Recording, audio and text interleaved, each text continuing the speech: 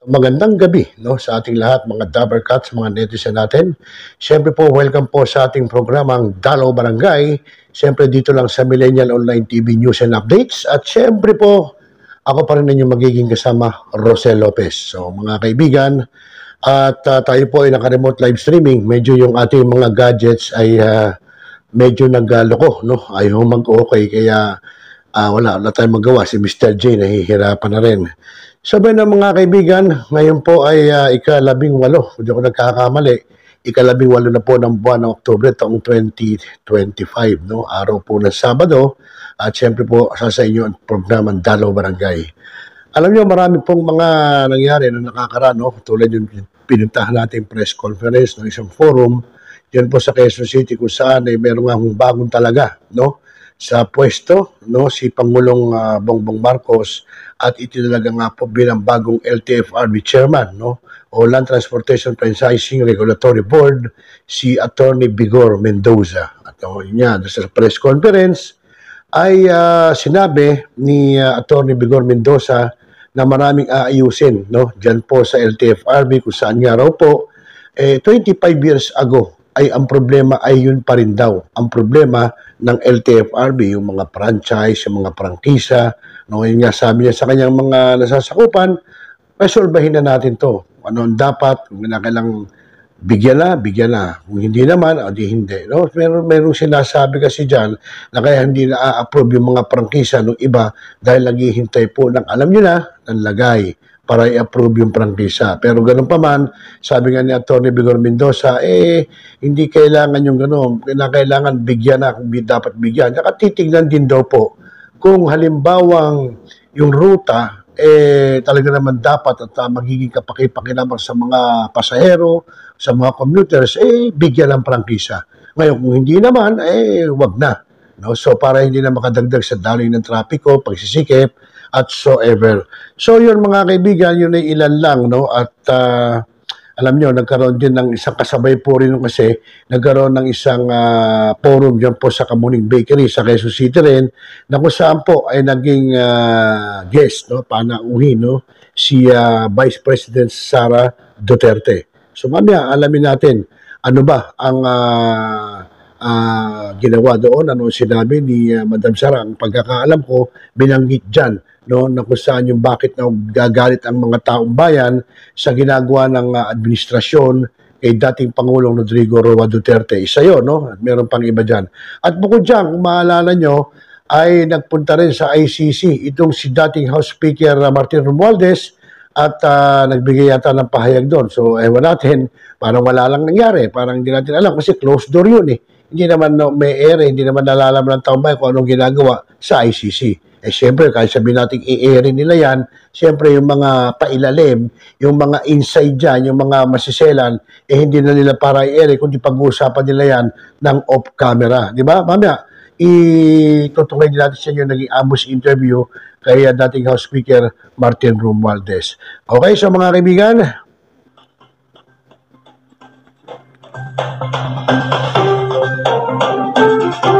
alam nyo, mahirap Ayan ang sinasabi natin. Dapat sana sa mga, lalo na sa ating mga sangay ng gobyerno, wala dapat nangyayaring whitewash. Di ba? Kung anong totoo, ipakita sa taong bayan, ipahayag. Hindi yung, mangyayari dyan, moro-moro lang di ba? Anong gagawin natin? Pagtatakpan nyo yung gantong mesala, bakit yung kailangan pagtakpan?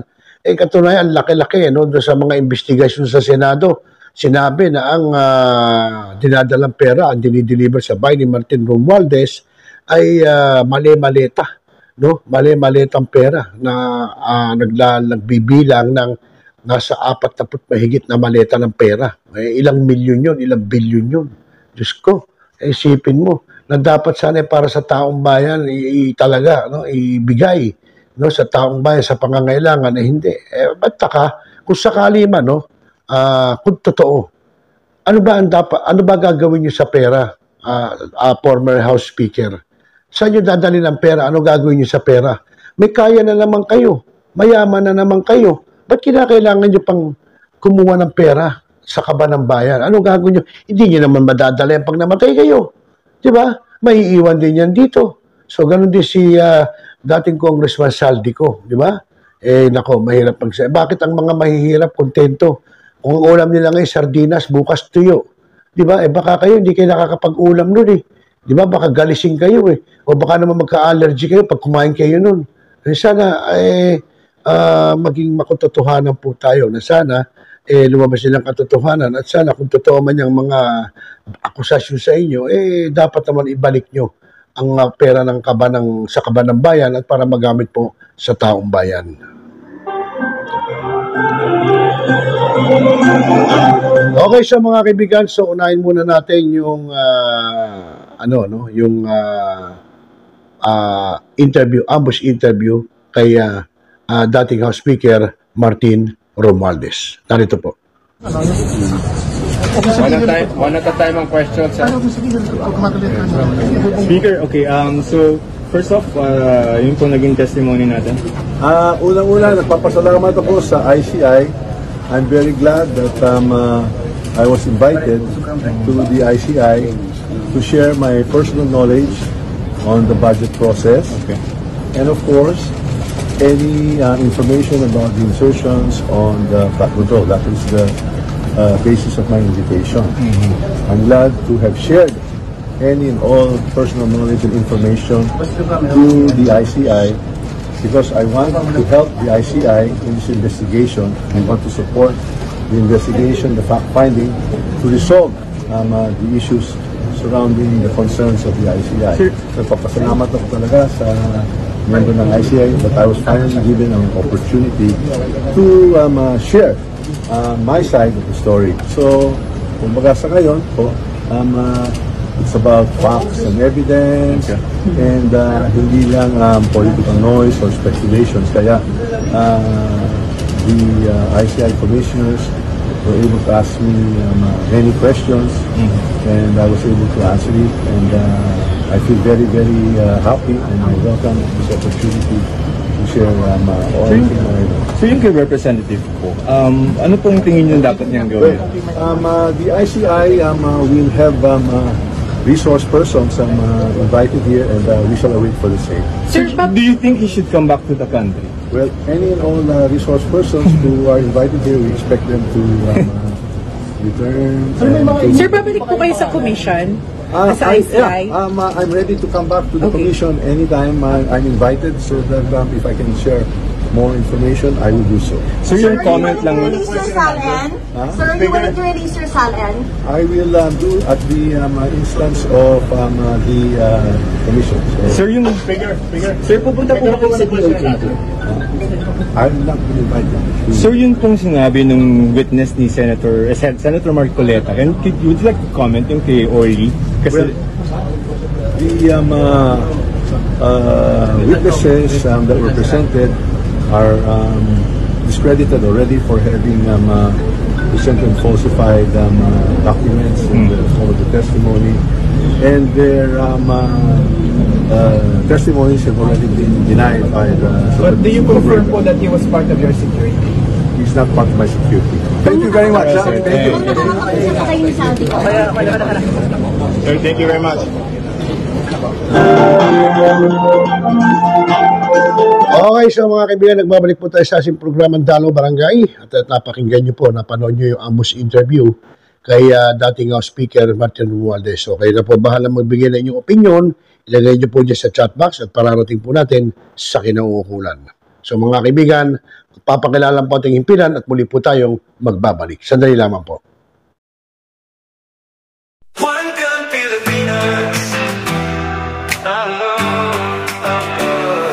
Sa putok ng baril, dun kami nagsimula. Laro ng talinong disiplina ang dala. Sa bawat kompetisyon kami naglalaban, pero respeto dangal, di kailanman iiwan. Hindi ito basta armas at kamay, ito'y simbolo ng dangal na tunay. May puso sa likod ng bawat gatilyo, kaya't kami sama-sama sumusulong dito.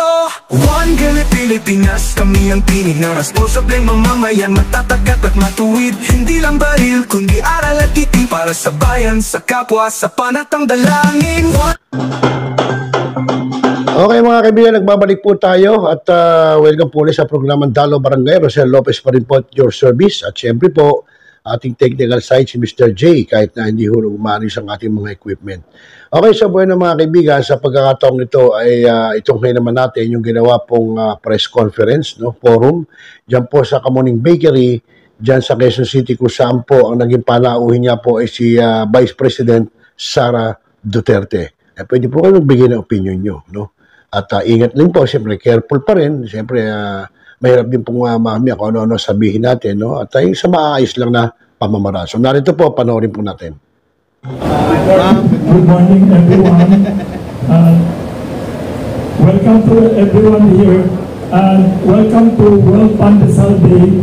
We are very fortunate to have with us the most popular leader in the Philippines today, Vice President Sara Duterte. Ginawa natin itong World Pandesal Day to honor the uniquely Filipino bread na very humble yet great, like our guests. And also, ma'am, today is also World Food Day by the United Nations, October 16.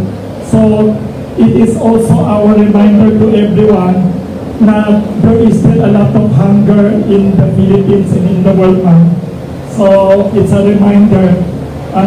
Kaya ginagawa natin ito to honor the bread and also to remember to help solve the problem of hunger. Thank you to everyone and to our special guest, Vice President Sara Duterte, for gracing this civic and cultural activity. Welcome to everyone. Thank you.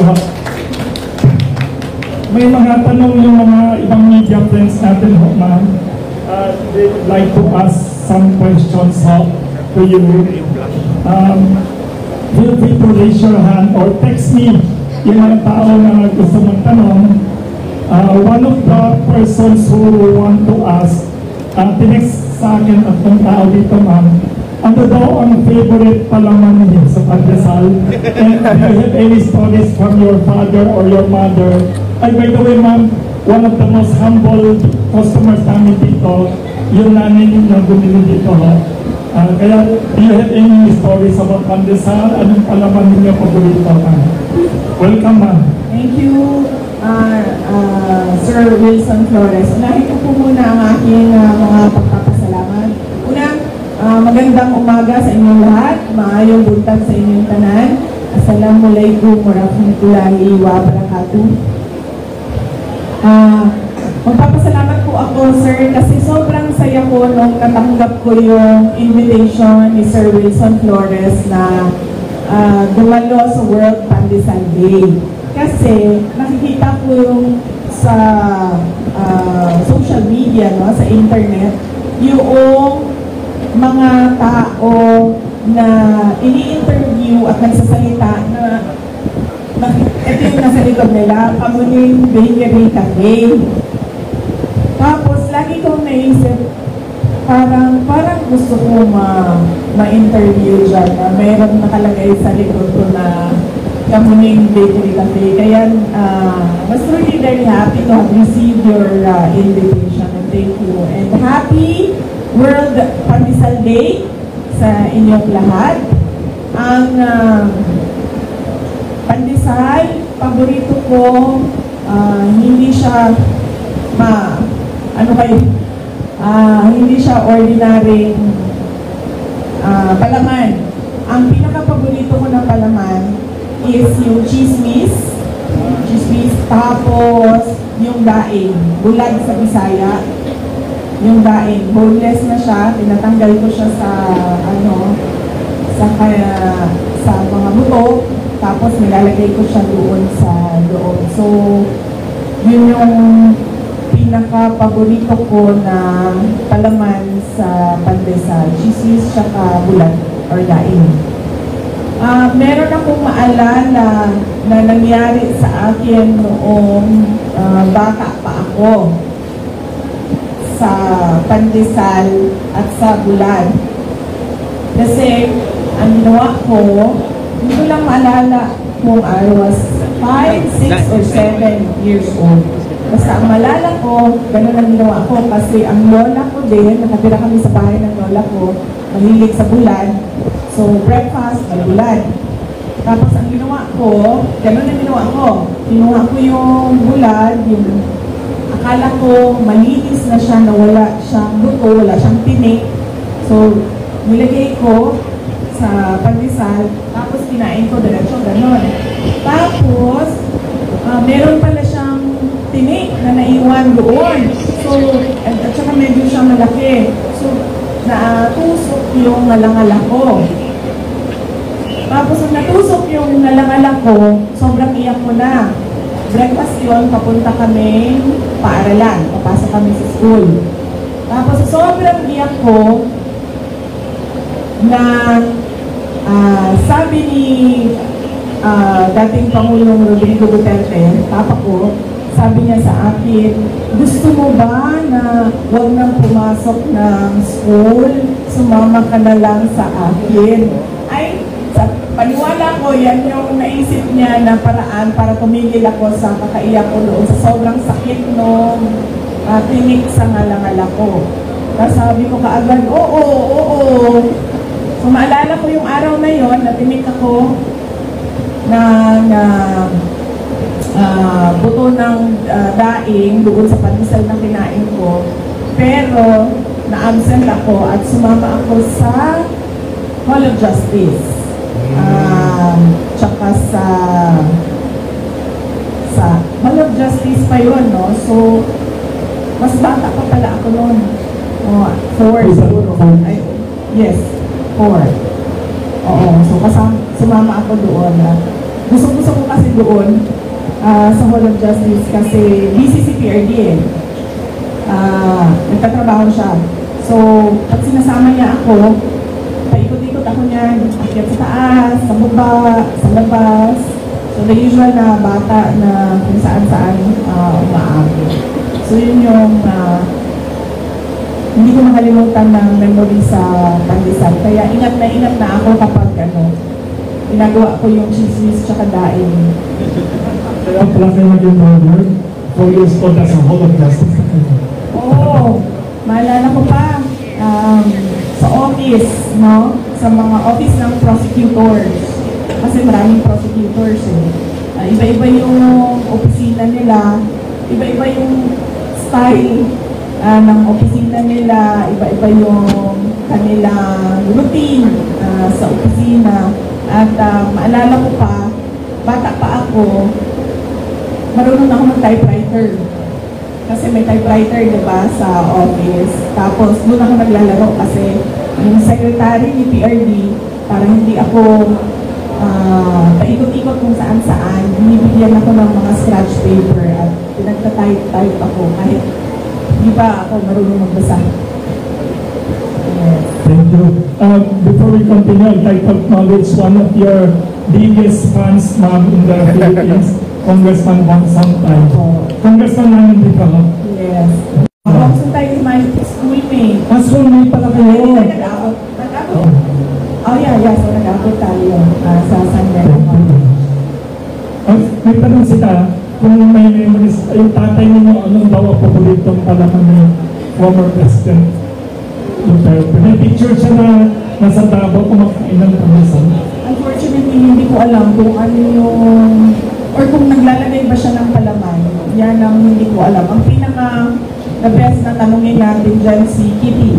Kasi siya yung lumaki na nandyan talaga si PRD. Thank you. Ma'am, may isang gusto magtanong dito, editor ng Philippine Star, is Miss Natalie Tomasa. Ma'am, Bisaya siya.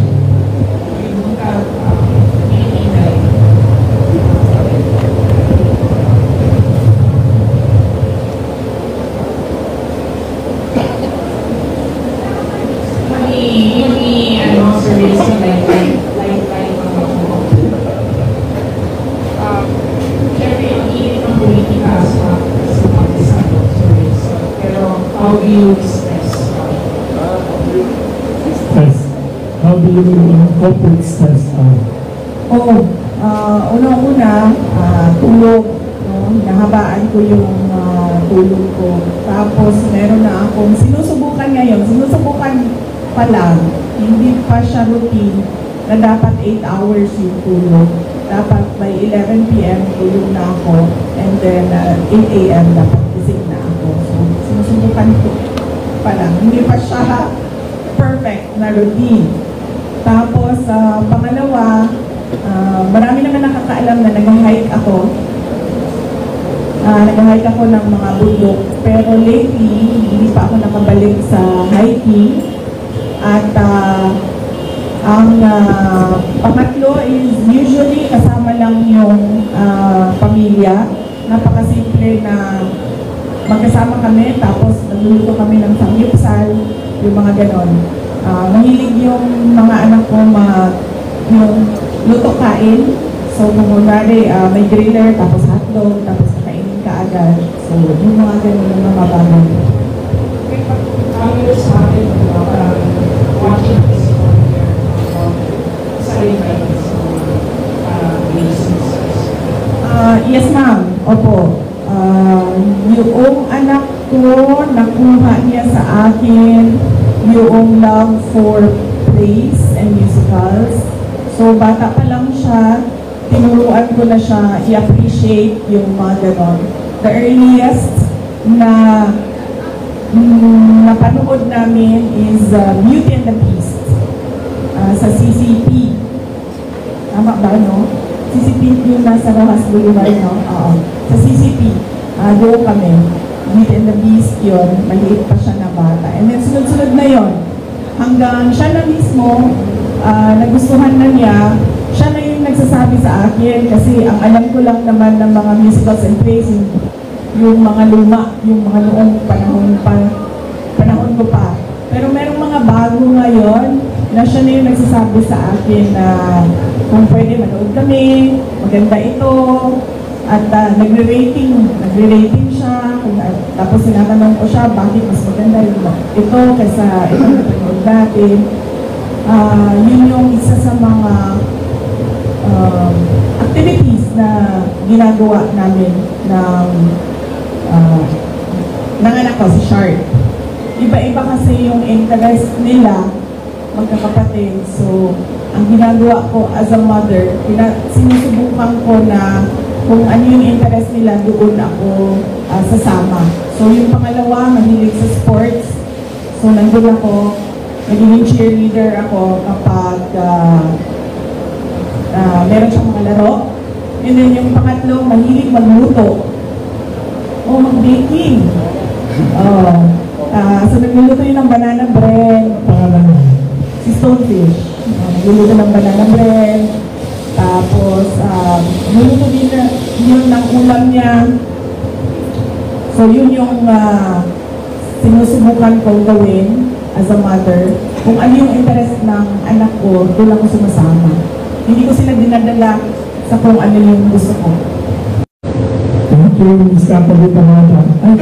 Mr. Nye, ng Filipino TV. Thank you.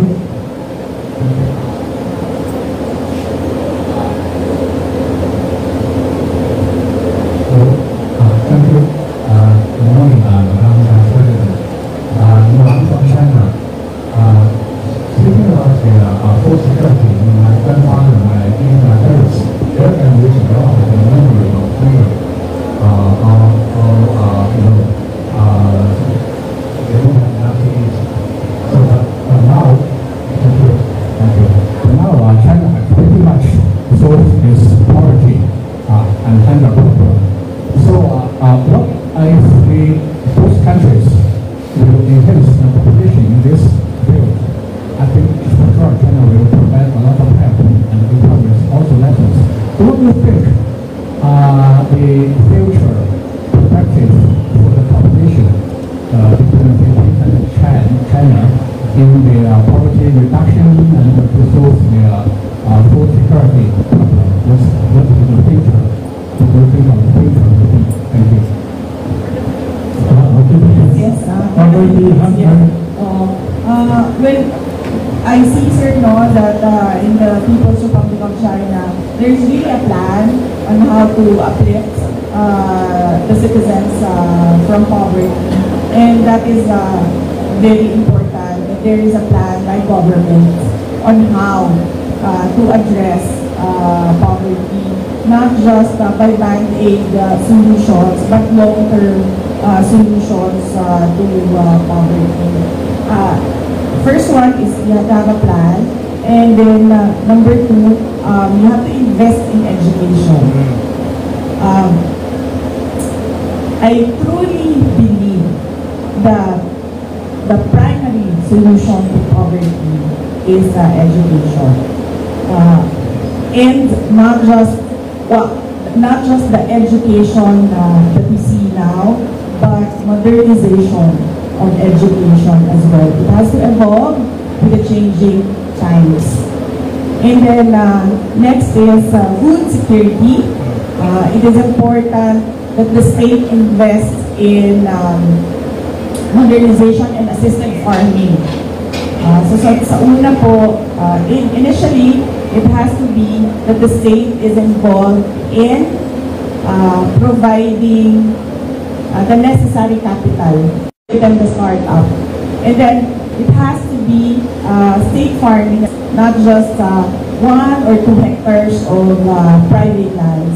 It has to be all available lands for agriculture. It must be, the government must invest in farming. Thank you, Vice President. May nag-text din dito 3 people. What is the, kasi sabi nila, millions of people in the Philippines today suffer from all kinds of crises, political, economic crisis. We have also the flood control crisis. Ano naman ang personal worst crisis that you have experienced personally or professionally, and how did you cope up, ma'am, and what lessons can we learn from the way you cope up? Kasi maraming crisis sa Pilipinas ngayon, everyday naman sa news front page, puro political crisis, corruption crisis, flood control crisis, food crisis, sorry lang. Sa akin, ang personal crisis ko is aging. Yan siguro yung masasabi ko na personal crisis, yung aging.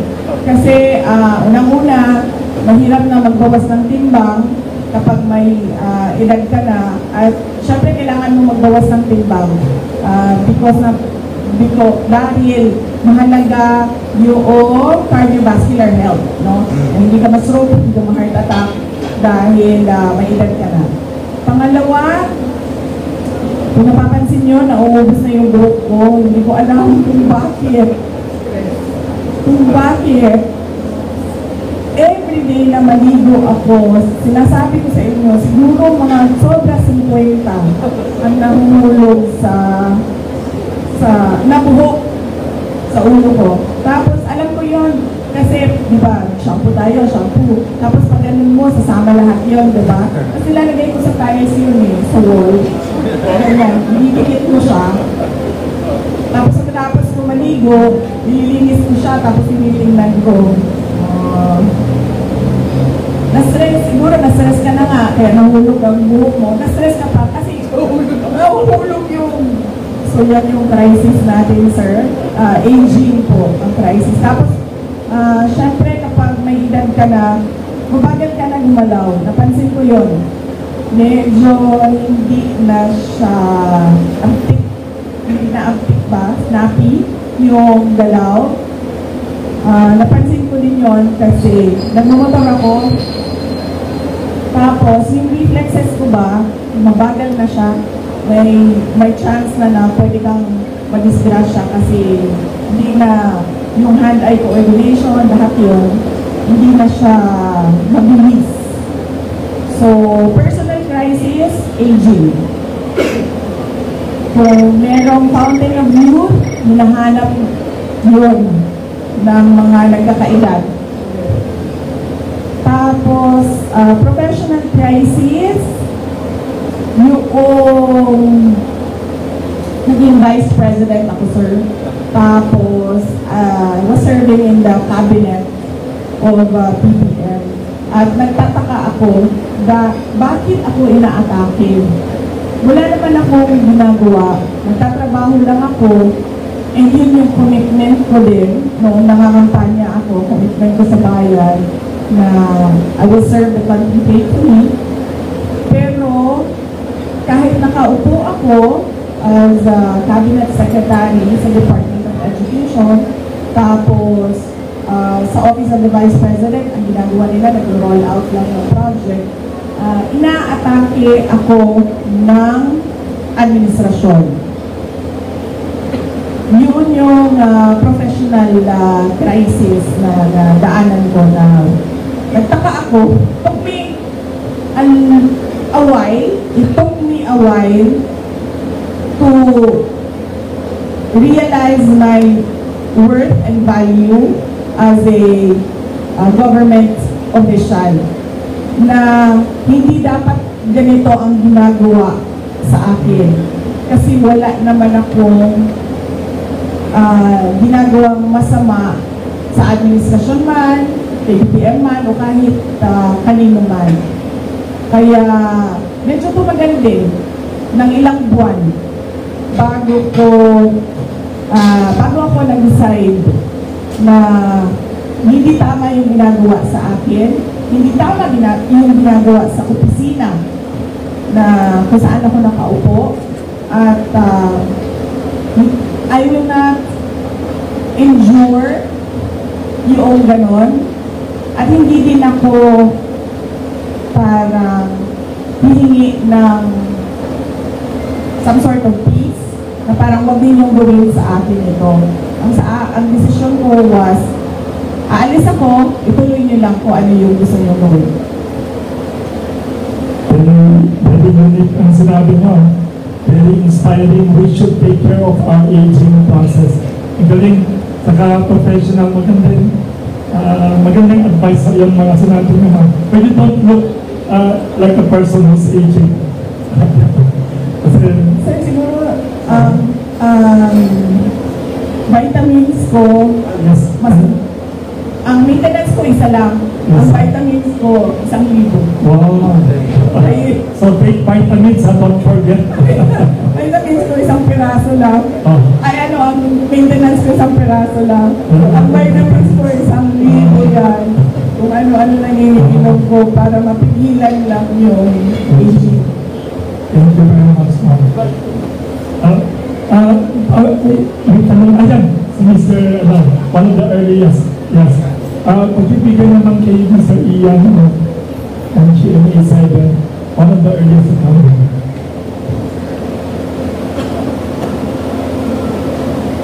I-mention your name ulit kahit kilala tayo ng baby.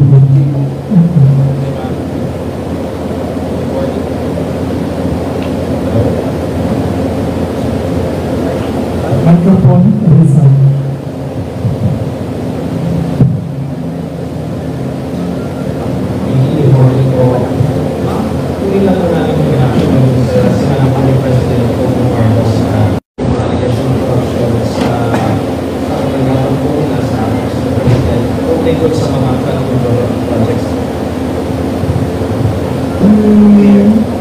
Attorney Trixie. I would like to acknowledge the presence of Attorney Trixie.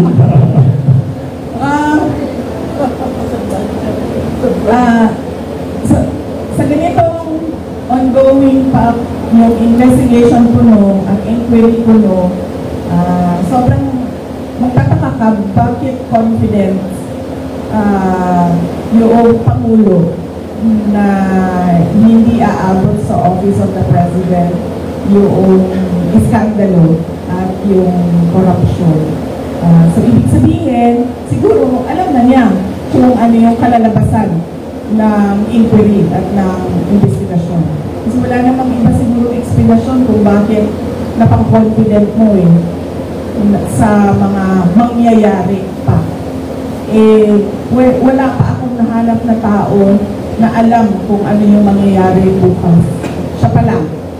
Ang CPPM pa lang.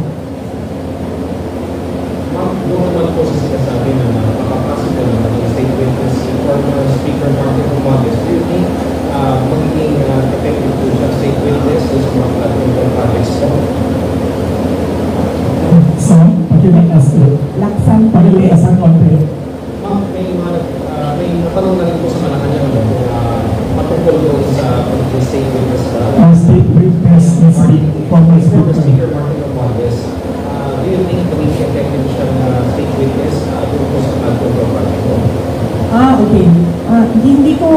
hindi ako mag-comment dyan kasi hindi ko alam kung totoo ba talagang sinabi ng ICI yan at desisyon talaga na body yan na siya ay maging state witness.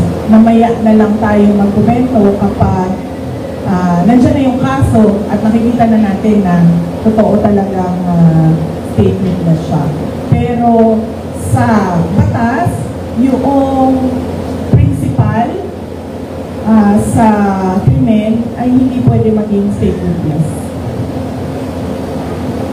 Thank you. Ma'am, good morning. Yes. Good morning po, ma'am. Ma'am, ito po, kapapasok lang po na balita. Parang iniimbestiga, na-follow daw po si Congressman Teriaki, Secretary Wilson, na parang investigate daw si Senator Bongo sa anumang possible link sa mga liskaya.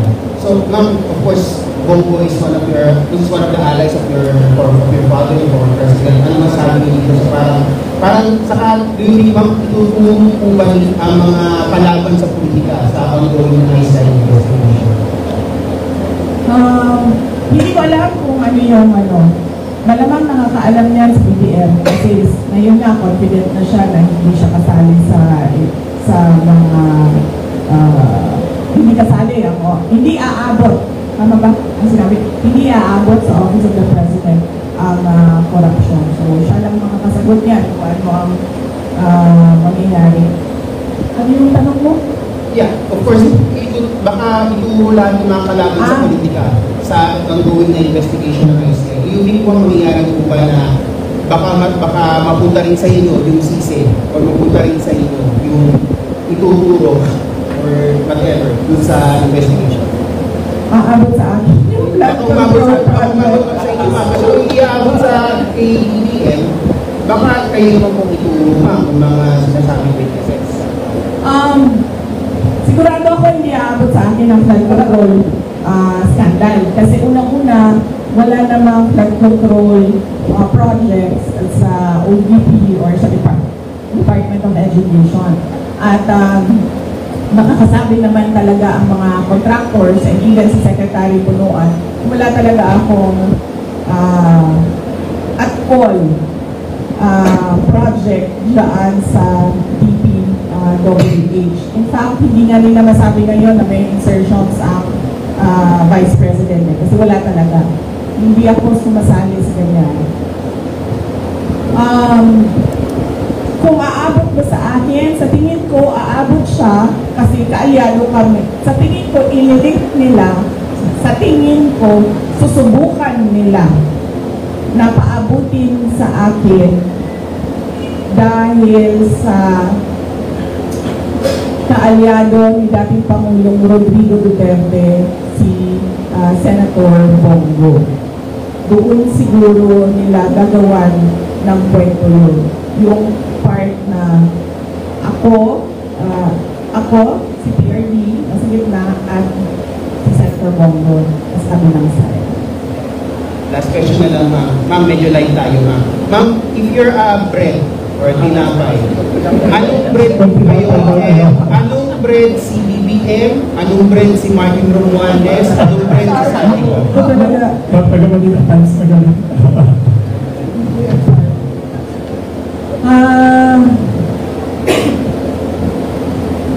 Definitely, hindi bread si Martin Romualdez at si BBM. Sino isa? Santiago.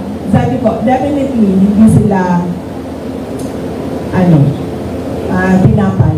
Dahil hindi makain yung ugali nila at hindi makain yung korupsyon nila. Kung ako ay tinapay, ang hirap nito sige, ito na lang. Paborito ko ang ensaymada. Okay? Pinaglihi ako sa ensaymada. So, kung ako ay tinapay, ako ay isang ensaymada. Thank you very much. Last question. Sorry, may isa dyan si Mr. Davis. Last question mo. Isang number one motion. Yes, EC and the President Marcos. So I'd like to ask for your comment on this. Sinabi niya, I am confident that whatever mud might Islam and the administration, that will be able to show that these are politically motivated and do any validation in fact. Sabi niya po, politically motivated na link siya sa mga... Naulitin, hindi na siya politiko. Presidente na siya, and that ends there. Hindi natin alam kung 2028 o another 20 years na naman of a BBM, of a Marcos, No, hindi na siya hinahabol ng mga tao, ng taong bayan, dahil politiko siya.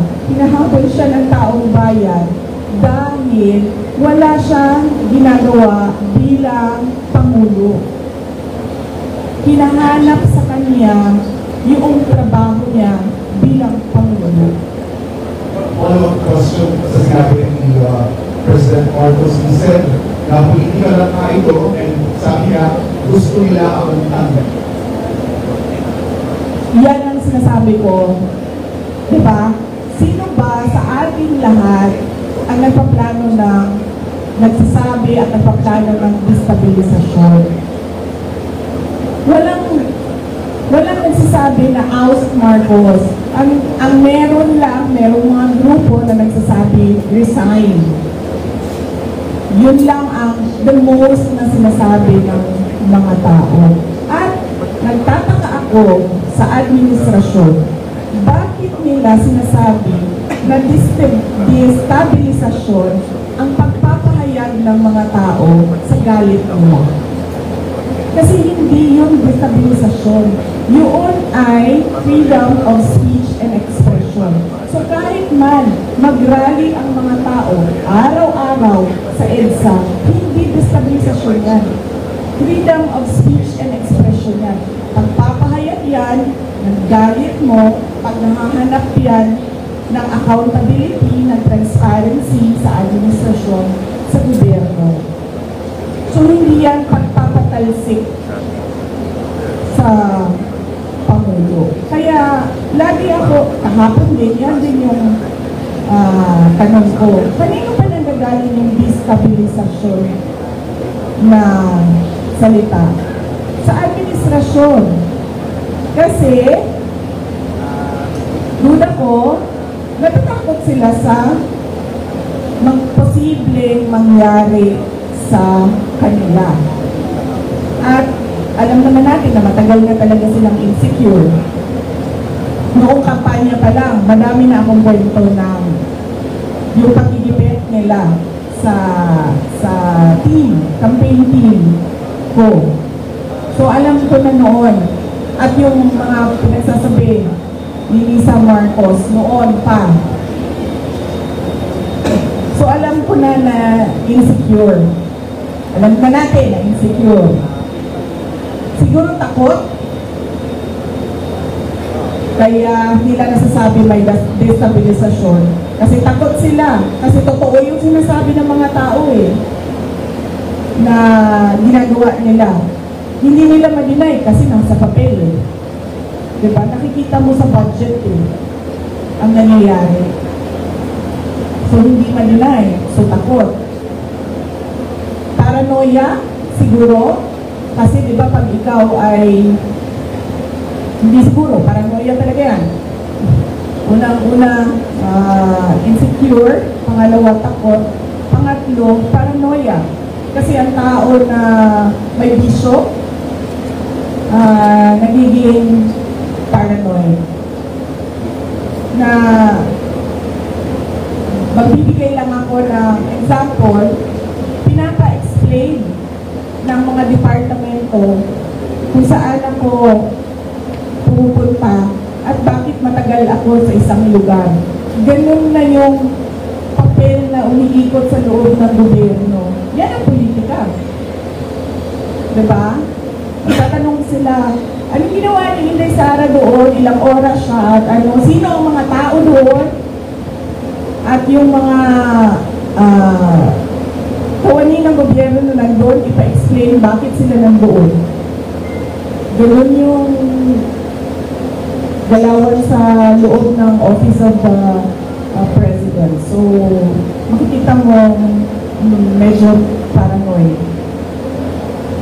One last question. It was the first time na narinig namin sa inyo during your press conference or ambush interview sa Zamboanga kung paano po nagamit yung confidential funds ng Department of Education. You mentioned si Zaldico.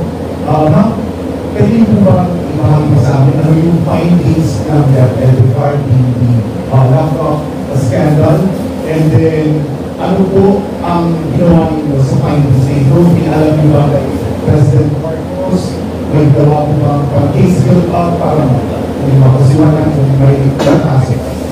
Yes, gumawa kami ng investigation sa loob ng Department of Education. Isa sa mga pinagamitan ng confidential funds ay yung corruption sa loob ng Department of Education. Hindi lang sa laptop madaming reports of corruption inside the Department of Education. Hindi lang sa central office, kasama na yung sa mga regional offices namin. So kapag merong reports, pinapaimbestigahan yun. So, isa sa mga inimbestigahan is yung laptop. Ang unang ginawa doon is nag-request ng fraud audit sa Commission on Audit. Tapos kami, sa loob ng Department of Education, gumawa din kami ng sarili namin investigation para kung ano man yung ma-actionan namin sa loob ng DepEd, ma-actionan na kaagad namin. Unfortunately, yung procurement ng laptop, hindi siya nangyari sa loob ng Department of Education. Nangyari siya sa DepEd. So, ang pinaka-papel na nasa loob ng Department of Education ay yung agreement between DepEd and DepEd. So, hindi pumasok lahat ng procurement documents sa DepEd. So, ang pinaka na magawa lang namin doon sa loob ng Department of Education is mag-blacklist. And at that time, hindi pa namin mag-blacklist kasi hindi nga sa amin nangyari yung procurement. So, natali yung kamay namin doon. Kaya inasahan namin na doon sa fraud audit ng Commission on Audit, may lalabas doon ng mga personnel involved. At doon sa Blue Ribbon Committee na investigation, kung maalala nyo, may nangyari Blue Ribbon Committee investigation sa Senate, sa laptop, ginamit namin yun sa loob ng Department of Education para isa-isahin kung sino yung mga personnel involved na under sa mga tao involved doon sa Senate Blue Ribbon investigation. Diyos ko, akala mo ba yung presidente natin nagtatrabaho? Hindi nagtatanong yan at all. Hindi. I swear to the flag, si BBM, hindi yan siya. Nagtatanong ng trabaho at all. Kaya napansin niyo ba, walang direksyon yung governance at walang direksyon ng iba't ibang departamento. Bakit? Kasi he doesn't give direct, he doesn't command. He doesn't command, he doesn't ask, he doesn't say that, look, there's a Philippine development plan and what are you supposed to do about this? Akala niyo ba yung ginawa ko sa DepEd, galing yung kay Hindi, akin yun, lahat. Kasi he did not give any orders at all. So pag-upo ko doon, sabi ko sa mga kasamahan ko, sa mga USEC at ASEC, I think this is our show. Kasi walang participation at all ang Pangulo. So gagawin na lang natin kung ano yung dapat nagagawin para sa edukasyon dito sa ating bayan. So we created the matatag agenda we followed through with the Matatag curriculum at unfortunately hindi kami natapos kasi yun nga, nag-decide ako na I don't deserve the attacks that were thrown at me by the administration. Kasi ako na nga lang siguro yung kaisa-isa doon nag-deliver para sa cabinet ni BBM. Tapos ganoon pa yung gagawin yung nasa akin. E di namawala ako, e di wala na. Wala na siyang accomplishment at all. Thank you very much, Vice President. Due to limited time, sorry kasi would like to request naman the Vice President to give a message. Pakaliwa message for World Pandesal Day and to the public. Yes. Happy World Pandesal Day sa inyong lahat. Nagpapasalamat ako sa oras at panahon ng ating mga kaibigan sa media sector ngayong umaga na ito dahil nakasama namin kayo sa World Pandesal Day. At maalala ko nung kabataan ko, ang pandesal ay 25 centavos. So, yun yung childhood ko. 4 na pandesal sa piso. Yun yung childhood ko. 1980s. So, unfortunately ngayon, hirap na ang mga tao na bumili man lang ng 4 na pandesal. If at all, meron silang maibigay sa anak nila, isang piraso na pandesal. And we deserve better. The Philippines deserves better. The children deserves better. They need food prices. We need food prices to go down. We need the children to enjoy not just one piece of pandesal, but kung gusto ng bata na kumain ng 5 piraso, dapat nabibigyan ng oportunidad ang ating mga kabataan na mag-enjoy ng 5 piraso ng pandesal na affordable sa kanilang mga magulang. Maraming salamat.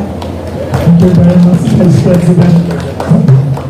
Ma'am, by the way, dito pala sa Kamuning Bakery, even though we are a small business, every year we donate a public space sa province. Baka one of them we could donate through your office, kayo mag-recommend any place in Davao area na earthquake. Kasi we donate every year as small public school building. Baka naman we can coordinate with your office to donate. Kasi we admire what you're doing for the children. Thank you, ma'am. Thank you. Now, we are very lucky to have our very eloquent, hardworking, and humble Vice President answer questions. Next part of our program is we will present a symbolic giant pandesal for our beloved Vice President. This is 2 kilos. Makita na yung fountain of youth of everyone. Thank you. May picture taking tayo.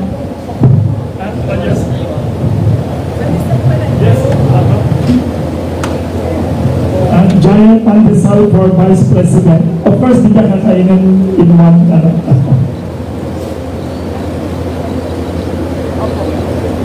Thank you for inspiring the people, ma'am, during difficult times. Yes, tingin tayo. Yes, tingin tayo. Ayun. Thank you very much. We'd like to invite naman the public school teachers. Yes. The guest. Si Congressman Bonsong tayo. The schoolmate. Yung camera mo, pwede po. Younger lang, ma'am. Ito po yung teacher. May public school teachers na neighborhood school ng kapitbahay ng Kamuning Bakery. Anong school sila? Quezon City High School, one of the oldest public school in Quezon City. Yes, the largest public school. Kapitbahay namin. Admirers. Yes. Yes, Rosas High School. Rosas, ma'am, Alejandro Rosas High School also. Alejandro Rosas, suki naman namin. Ito, sa kapitbahay. Yes. Ma'am, upo po. Mga public school teachers. Mga public school teachers sila. Yes.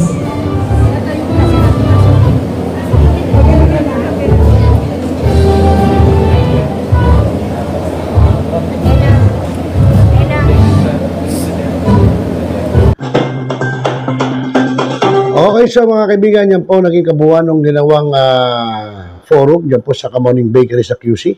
Na kung saan nakita nyo naman, tama naman si BP Sara, na yung mga tao po, kung makikita nyo noon nung nagrarally, nung kinuha si Pangulong Rodrigo Duterte dyan po sa airport, at dinala sa Dahey, talaga naman pong maraming nagsasabi, no? Hindi lamang isa, kundi mali po ang ginawang pamamaraan. Para ba kung binarako, binaraso, at sapilitang kinuha, no? Kidnapping na nga tawag doon at dinala po doon sa Netherlands. Parang hindi ho tama. So, bueno mga kaibigan, yan po ang naging kabuuan at bahala na po kayo magbigay ng inyong opinion dyan po sa mga itinunghin natin sa inyo ngayong araw po ng Sabado dito po sa ating programa Dalaw Barangay. Muli, ako po yung naging kasama, naging katropa, naging kabarangay, Rosel Lopez. At syempre po, maraming salamat sa lahat ng sumubaybay sa ating mga kuya, ate, bunso at Prince of Eagles and the Fraternal Order of Eagles, Philippine Eagles, at partikular sa Central Luzon Region 45 Media Rider Eagles Club, at siyempre po sa ating mga ka-gunners ng One Gun Pilipinas, siyempre po sa panguna ng aming National President, Asher Maghinang, at ang ating admin, Congressman na siyang utak ng One Gun Pilipinas. Muli, ako po inyong lingkod, Rosel Lopez. Magandang gabi Pilipinas at mapayapang magdamag. Magandang gabi po.